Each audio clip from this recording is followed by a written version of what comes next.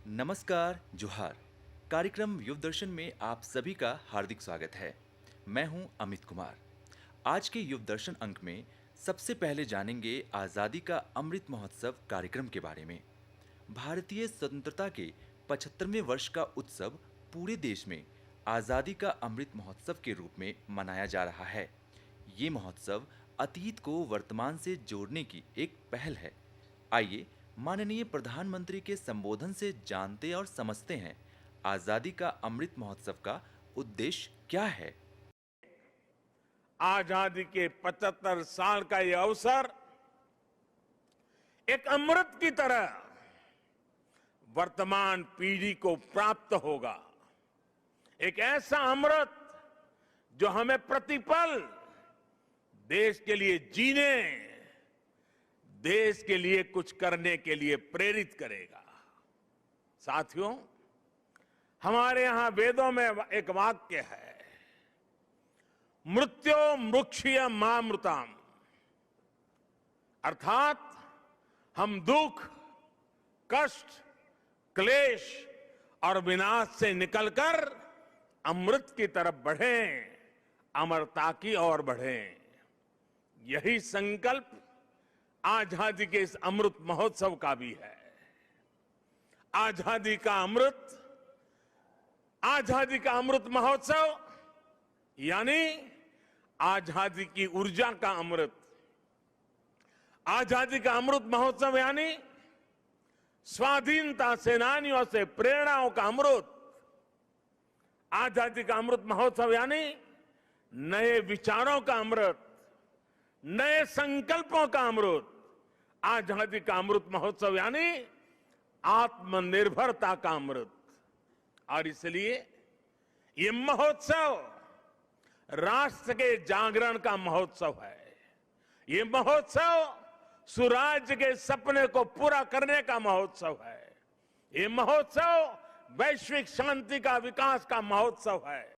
स्वतंत्रता के बाद 75 वर्षों की अवधि के दौरान देश की वैज्ञानिक उपलब्धियों का उत्सव मनाने और भविष्य की रूपरेखा में विज्ञान एवं प्रौद्योगिकी की भूमिका को चिन्हित करने के उद्देश्य से एक देशव्यापी कार्यक्रम विज्ञान सर्वत्र पूज्यते को 22 से 28 फरवरी 2022 को गौरवशाली सप्ताह के रूप में मनाया गया। ये पहल देश की वैज्ञानिक विरासत को प्रदर्शित करने का एक प्रयास है, जिससे भारत को रक्षा, अंतरिक्ष, स्वास्थ्य, कृषि, खगोल विज्ञान और अन्य क्षेत्रों में समस्याओं का समाधान खोजने में मदद मिली है। इस कार्यक्रम विज्ञान सर्वत्र पूज्यते का शाब्दिक अर्थ है विज्ञान और प्रौद्योगिकी पूरे विश्व में पूजनीय है। विज्ञान संचार एवं लोकप्रियकरण के लिए समर्पित स्वायत्त संस्थान विज्ञान प्रसार के सहयोग से ये कार्यक्रम भारत सरकार के प्रधान वैज्ञानिक सलाहकार कार्यालय और संस्कृति मंत्रालय द्वारा आयोजित किया गया। इस कार्यक्रम में युवाओं को प्रेरित करने और प्रगतिशील राष्ट्र निर्माण में उनकी भूमिका सुनिश्चित करने हेतु विज्ञान के क्षेत्र में महान विभूतियों के योगदान को विभिन्न प्रारूपों में प्रदर्शित किया गया। ये पहल विज्ञान और प्रौद्योगिकी के माध्यम से देश के विकास के अगले 25 वर्षों का रोड मैप तैयार करने का एक प्रयास है। इस कार्यक्रम के अंतर्गत देश के 75 शहरों में विज्ञान एवं प्रौद्योगिकी की भूमिका को रेखांकित करने वाली विभिन्न गतिविधियों का आयोजन किया गया।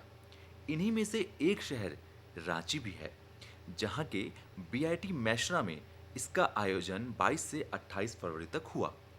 युव दर्शन में अब आप दर्शकों को हम ले चलते हैं बीआईटी मैसरा और वहां इस कार्यक्रम को किस तरह से मनाया गया, क्या कुछ नया रहा, आगे रोडमैप किस तरह का होगा, ये सब कुछ जानेंगे हम कार्यक्रम में आगे।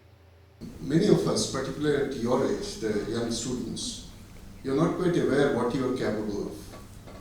And an institution like ours at the tertiary level, this is our primary job, to help you realize the potential that you carry with you. Innovation Council essentially is meant for promoting that culture amongst you, that you listen to the lecture of a professor in the class, something is explained to you, some principles, some theory, and subsequently you try to apply them. And we are a technological institution, so of course we do have science, we require humanities, but our ultimate aim is technology, and technology is the last mile. So we start from science, both for engineering and then eventually in for development of technology. Technology is what makes a huge difference to the society. But the success rate is very, very small. I mean, you make 100 attempts, maybe 3 or 4 of them eventually see the success of being translated. So the whole idea is promoting translational research, translational activities, and promoting engineering skill and spirit, which essentially is all about providing solution. We have problems of energy, not problems, ambitions or targets of energy, water, habitat, transportation, health, monitoring. In every sector, if you can add incremental benefits, as a whole the society benefits, as a whole we move ahead. आपका व्यवहारिक जीवन देखकर आपकी शिक्षा का पता लगाया जा सकता है और वर्तमान में इस बात की महत्वपूर्णता ज़्यादा है। इसलिए शिक्षा सिर्फ किताबी ज्ञान नहीं, बल्कि आपको व्यवहारिक जीवन में कैसा होना चाहिए ये भी सिखाता है। आज़ादी का अमृत महोत्सव का जो प्रोग्राम है, सरकार पूरे 75 हफ्तों के लिए मना रही है कि ये जो बच्चे हैं जो इन स्कूलों में हैं वो ज़्यादा बेनिफिटेड हों। सबसे बड़ी बात तो ये थी। उनको हमने एक हमारा बोर्ड रूम था, यहाँ से उनको जगह जगह पर भेजा और सबसे पहले हमारे पास एक सेंट्रल इंस्ट्रूमेंटेशन फैसिलिटी है जो इसमें हमारे पास बताया जाता है कि कैसे कैसे उस इंस्ट्रूमेंट को यूज़ किया जाए। बायो इंजीनियरिंग डिपार्टमेंट का के साथ वो जुड़ा हुआ है, तो वो सारा उसमें कैप्चर हुआ। उस बार उन बच्चों को दिखाया गया। वहाँ के बाद बच्चे हमारे फार्मेसी डिपार्टमेंट गए, जहाँ उनको ये पता लगा कि विभिन्न दवाएँ कैसे बनाई जाती हैं, उनका जो पाउडर है, जो बेस है, वो कैसे बनाया जाता है, या जो दवा हमें कैप्सूलिंग करनी है वो कैसे करना है, और तमाम सारी दवाओं का जो वेस्ट है वो भी हमें कैसे मैनेज करना है, ये सब हमारे आम बच्चों को पता लगा। उसके बाद हमारे बच्चे जो गए वो केमिस्ट्री डिपार्टमेंट में गए। केमिस्ट्री डिपार्टमेंट में उनको दिखाया गया कि लैब्स में क्या क्या काम होता है। आप पानी की गुणवत्ता है, मिल्क की गुणवत्ता है, जो आपके घरों में, हमने कोशिश ये किया कि जो आम चीज़ें हैं वो ज़्यादा दिखाई जाएँ, जिससे वो घरों में यूज़ करें। अभी होता क्या है, टीवी में दिखता है कि कैसे करें, वो आया और गया, खाली 5 मिनट 10 मिनट आधे घंटे का प्रोग्राम, बच्चे उसको सुनते हैं और वो ख़त्म हो जाता है। हमने यहाँ उनको डिमॉन्स्ट्रेट करके दिखाया, उन्होंने खुद अपने हाथों से किया, फैकल्टी से बात की, तो इससे उनका ना माइंड सेट चेंज होगा।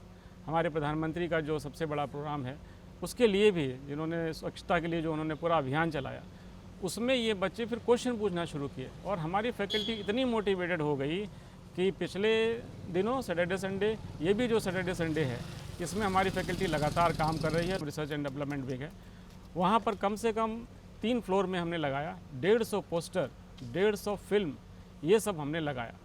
तो उसमें स्कूलों के बच्चों ने लगातार फिल्में देखी। हमने सोचा था कि बच्चों को हम लगभग आधा घंटा उसमें रखेंगे, बच्चों ने 3-3, 4-4 घंटे उन पिक्चरों को देखा। वो इतनी इंटरेस्टिंग, पुराने साइंटिस्ट हैं और इतनी आम भाषा में विज्ञान प्रसार ने वो बताई हैं। हर दिन शाम को 4 से 5:30 हमारे पास विश्व स्तरीय जो गेस्ट हैं उनके टॉक्स हुए, जिनमें आज ही एक बड़ा इंटरेस्टिंग टॉक था कि प्लास्टिक को कैसे कन्वर्ट किया जाए।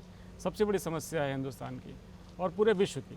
उन्होंने बताया कि कैसे उस प्लास्टिक से सड़कें बनाई जाए, कैसे उस प्लास्टिक से रुई बनाई जाए, कैसे उस प्लास्टिक से कुछ और प्रोडक्ट बनाए जाए जो हमारे आम प्रोडक्ट है। जैसे हम दूध का ढक्कन वो पी के फेंक देते हैं, उसको हम कैसे कर दें। तो उन्होंने दिखाया कि इसको आप तकिया बना के यूज़ करिए। इतने अच्छे अच्छे टॉक्स हमारे यहाँ हुए, पूरे 7 दिन 2 या 3 टॉक्स हुए, जो कि हमने सभी बच्चों ने एंजॉय किया। तो हमने एक डायरी को बनाया, उस डायरी को हम बच्चों को, सभी बच्चे जितने आए स्कूलों के, हमने उनको दिया है और उस डायरी के द्वारा उनको याद रहेगा कि आज़ादी का जो 75 वर्ष में हमने ये मनाया, ये कैसे मना और वो कहाँ कहाँ गए थे। उनकी इतनी अच्छी रिमेम्बरेंस हो जाएगी कि वो इसको ज़िंदगी भर याद रखें। The tour was pretty informative and interesting. We were taken to different labs to be given, and we were given insights of different branches of engineering, such as we were taken to pharmacy labs, and we were told we were given information about different equipments and instruments, which was pretty informative. And then we were taken to the library, which was pretty good, which was a pretty good experience. जो झारखंड के local startups हैं, वो सारे startups भी इसमें आए, उन्होंने अपने आप को प्रदर्शित किया। आज भी कुछ बच्चियाँ आई थी जो जिसको जो बना रही हैं, जो ज्वेलरी बना रहे हैं, कोई मोटर बना रहा है, कोई क्या बोलते हैं उसको, प्ले टॉय बना रहा है। इस तरह से कोई एक ने दिखाया कि साहब हमारे यहाँ जो ये सड़क जो हमारी ज़मीन है वो ऊपर नीचे है, तो उसमें से पानी को हम आसानी से कैसे खेती के लिए यूज़ कर सकें। इस समय वो झारखंड की सबसे बड़ी समस्या है। मोनोक्रॉप ये एरिया है, एक ही फसल होती है धान की, उस फसल के अलावा हम बाकी फसलों को कैसे उसके लिए हम काम कर सकें, ये बहुत सारी टॉक डिस्कस की गई। इसके बाद बच्चे जो है हमारे सेमिनार हॉल से निकल के बाहर आते हैं तो वहाँ पर एक कार ली गई हुई है जो BIT के बच्चों ने ही बनाई हुई है। हमारे बच्चों ने भी इसमें बहुत काम किया और पूरे 7 दिन तक लगे रहे। हमने एक बड़ी वो बनाई थी कार, उसको रिनोवेट किया। रास्ते की लंबाई आपकी मंजिल को बड़ा नहीं बनाती, बल्कि रास्तों पर आपका संघर्ष ही ये तय करता है कि आपकी मंजिल बड़ी है या छोटी। Basically, Team Srijan is a Formula student vehicle. We participate in various competitions which are held in Italy, Germany, UK, and in India. So this is our new model, which we have named Garud. This is our first EV model, the electric vehicle model. After 2019, we took a break from manufacturing a car, and we had an R&D year. We researched and developed a new model, an EV model.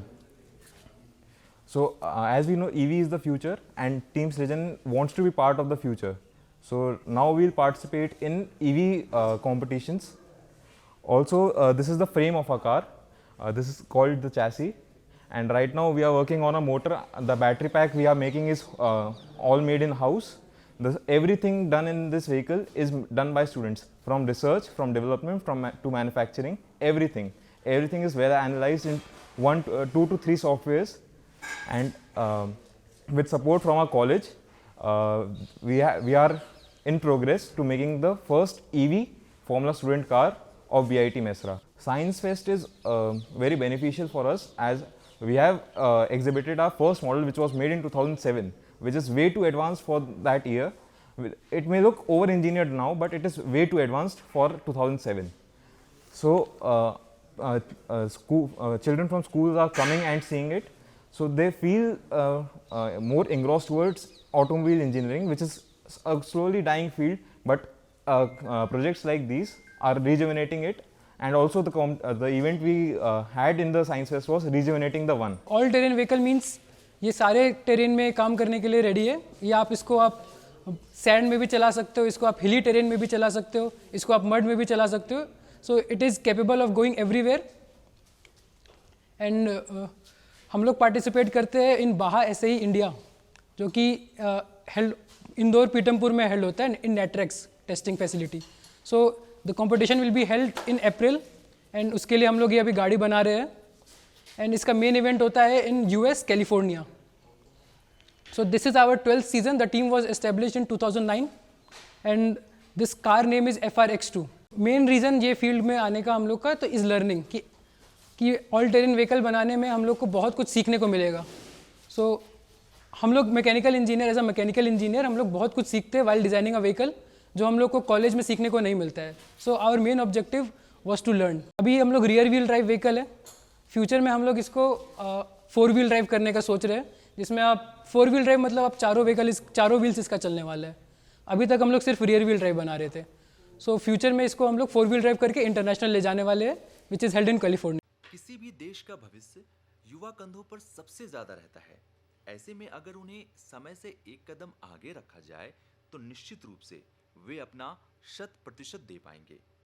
इसमें एक platform पे school के बच्चे, college के student और university के छात्र सब एक प्लेटफॉर्म पे आ रहे हैं और एक दूसरे से इंटरेक्ट कर रहे हैं। जनरली हम लोग का ये ट्रेडिशन रहा है, ये हमारी कंट्री का ये ट्रेडिशन रहा है, हम लोग स्टडी को ज़्यादा फोकस करते हैं। हाँ, लेकिन इस एक्सपो का एक ख़ास फीचर ये है कि हम लोग स्टडी के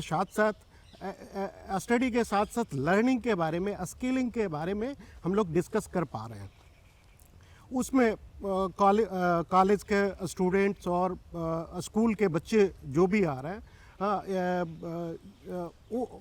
उसमें शेड्यूल के अनुसार हम लोग डिपार्टमेंट का विजिट करवा रहे हैं। डिपार्टमेंट का जो रिसर्च फैसिलिटी है उनको दिखा रहे हैं, उनका एक्सपोजर मिल रहा है। और उस एक्सपोजर का बेनिफिट हम लोग ये एक्सपेक्ट कर रहे हैं कि बच्चे चिल्ड्रंस जो हायर एजुकेशन लेंगे फ्यूचर में, वो पहले से अवेयर होंगे वो सारी फैसिलिटी के बारे में। और हम लोग स्टडी को ज़्यादा फोकस करते हैं तो हम वो लर्निंग और सीखना एक जो टेक्निक्स है उसको इनबिल्ट करना चाहते हैं उस बच्चों में, जो यंगस्टर है, जो भविष्य निर्माता है। बीआईटी एक देश का जो टेक्निकल यूनिवर्सिटी है और देश का अग्रणी यूनिवर्सिटीज़ है। यहाँ के डिफरेंट ग्रुप एक्टिविटी टीम में काम करते हैं, लाइक टीम सृजन, team aerospace society, team others teams भी है जो टीम के रूप में वो काम करके बहुत अच्छे इन्वेंशन कर रहे हैं। तो वहाँ का डेवलपमेंट से रिलेटेड वो बच्चे, स्कूल के बच्चे भी इंटरेक्ट हो रहे हैं। और वो सारे जो फैसिलिटी मिल रहा है, जो एक्सपोजर बच्चों को मिल रही है, वो बहुत अच्छा। विज्ञान सर्वत्र पूज्यते आत्मनिरीक्षण करने और ये देखने का अवसर है कि जो हमारे पास नहीं है उसकी भरपाई हम कैसे कर सकते हैं। आम आदमी वैज्ञानिक जानकारी और नवाचारों को आत्मसात कर सके, ये इस कार्यक्रम का एक प्रमुख उद्देश्य है।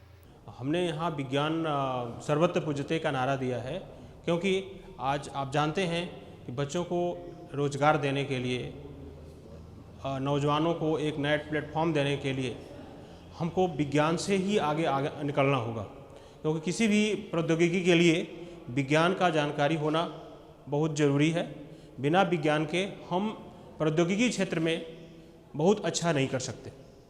इसलिए हमारे ऑनरेबल प्रधानमंत्री जी ने इस प्रोग्राम को शुरू किया है और ये बहुत बृहद तरीके से पूरे देश भर में चलाया जा रहा है। हमारे बच्चे जो स्कूल से हैं, कॉलेज से हैं, सारे बच्चे हमारे यहाँ आ रहे हैं और इसके लिए हमने 5 स्पेसिफिक लैब सेटअप बना रखी है, जिसमें हम उन बच्चों को उपकरण के बारे में बता रहे हैं, दिखा रहे हैं, एक्सपेरिमेंट करके भी दिखा रहे हैं कि कैसे वो अपने स्टार्टअप को, कैसे अपने इनोवेशन को, कैसे अपने एंटरप्रेन्योरशिप को वो डेवलप करेंगे। टोटल हमारे पास 17 डिपार्टमेंट, जिसमें से हमने 5 डिपार्टमेंट को प्रमुख रूप से लिया है, जिसको हम हार्डवेयर सेटअप के रूप में दिखा सकें। तो बच्चे देख करके काफ़ी आनंदित हो रहे हैं और उनको लग रहा है कि वाकई में विज्ञान एक ऐसी चीज़ है जिसको हम जान लें तो हम स्वयं को, अपने आप को स्टार्टअप के रूप में ले सकते हैं। तो वो बच्चे काफ़ी उत्साहित हैं और बहुत सारे बच्चों ने अपने प्रोजेक्ट भी बनाए हैं, उस प्रोजेक्ट को भी दिखाए हैं और हमारे जो बाहर से एक्सपर्ट्स आ रहे हैं उन लोगों ने भी देख करके बहुत तारीफ करी है। उस बच्चों को इस विज्ञान से सीखने के लिए भी अवगत कराया है। First, the motive of this summit is the विज्ञान सर्वत्र पूज्यते, scope for all. I think and I am blessed that the motive that was for that summit, I am participating in that, and from all over the tour I feel that the main motive was successfully, like, completely for us. And while scoping and while listening the lectures and while traveling in that whole community and the whole society buildings, I first found that their teachers are very good and they provided us the all necessary details and all that information which an instrument can give and what is the benefits of that instrument we have learned. As personal experience, I have learned many things about that and many new things what BIT Mesra can offer, and what the main technology we are lagging in a school life. We are not interested and we are not facing that huge technology and huge interest, but in BIT Mesra I feel that there is much more to explore in the world and much more have to experience. नई technology से नए बच्चों को कैसे जोड़ें, ये हमारा main उद्देश्य है। तो टेक्नोलॉजी ही बच्चों को एम्पावर कर सकती है, बच्चों को एम्प्लॉयमेंट दे सकती है, क्योंकि आईटी सेक्टर इतना तेज़ी से बूम कर रहा है और अभी हमको एग्री सेक्टर जो ऐसा सेक्टर है जिसमें पूरा अभी इसका डिप्लॉयमेंट होना है। तो इस चीज़ों के लिए ये हमारी विज्ञान प्रदर्शनी बहुत कारगर साबित होगी। इस कार्यक्रम में शामिल वैज्ञानिक गतिविधियां युवा शिक्षार्थियों को विज्ञान के सिद्धांत सिखाने और विज्ञान से जुड़ने के लिए प्रेरित करने में प्रभावी भूमिका निभा सकती है। प्रत्येक दिन हमें बड़े बड़े वैज्ञानिकों द्वारा अनेक तरह की जानकारियाँ दी जा रही हैं, वो हर क्षेत्र में दी जा रही हैं। ये एक जोड़ने का काम कर रहा है विज्ञान से। हम एक ही चीज़ एक ही ढर्रे में रहकर बोझिल हो जाते हैं समय के साथ। तो इस तरह के कार्यक्रम, इस तरह के आयोजन जो हैं वो हमें जोड़ते हैं कहीं ना कहीं हमारे क्षेत्र से, हमारे विज्ञान के क्षेत्र से। हम अपने किताबी ज्ञान से बाहर आकर उस चीज़ को जब हम किसी प्लेटफॉर्म पे देखते हैं, जब उसको खुद करके देखते हैं तो समझ आता है, और ये आयोजन उस चीज़ के लिए हमें पूर्ण रूप से सहायता करता है। ये आयोजन भारतीय स्वतंत्रता के 75वें वर्ष के उत्सव के तौर पर आज़ादी का अमृत महोत्सव का हिस्सा था।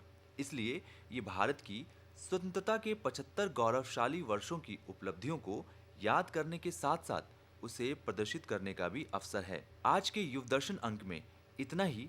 दीजिए इजाजत अमित कुमार और दूरदर्शन की पूरी टीम को। नमस्कार, जोहार।